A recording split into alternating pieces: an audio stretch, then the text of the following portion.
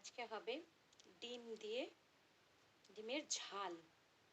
ঠিক আছে, তো আমি ডিমটাকে আগে ভেজে তুলে নিয়েছি আর সাইডে একটু কেটে নিয়েছি যাতে নুনটা ভেতরে যায়, তার জন্য। আমি কড়াইটা একটু গরম করে নিয়েছি, তেলটা গরম হয়ে গেছে। এবার আমি কালো জিরে দিয়ে দেবো এতে।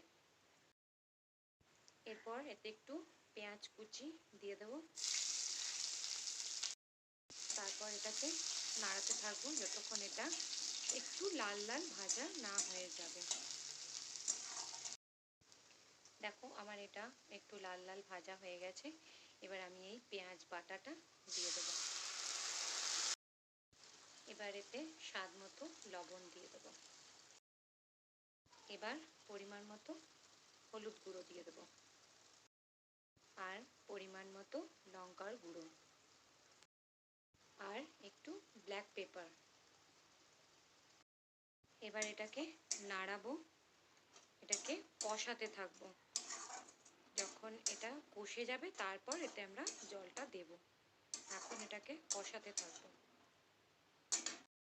একটু রসুন বাটাও দিয়ে দেবো। এটা আমরা ততক্ষণ নাড়াতে থাকবো যতক্ষণ এটা পুরো মশলাটা ভাজা না হয়ে যাচ্ছে। পুরো মশলাটা ভাজা হয়ে যাবে, এরকম নাড়াতে থাকতে হবে।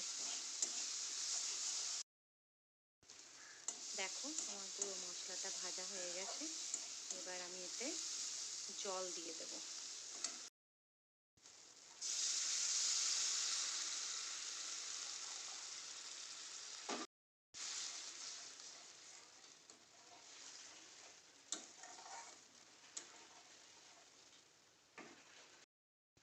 এরপর এতে এই ভাজা ডিমগুলো ছেড়ে দেব,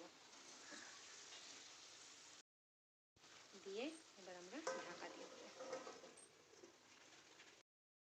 ঢাকা দিয়ে এটাকে কিছুক্ষণ হতে দেব, 2 মিনিট মতো হতে দেবো এটাকে। গ্যাসটা একটু জোরেই দেয়া থাকবে, ঠিক আছে। এবার দেখো এটা হয়ে গেছে,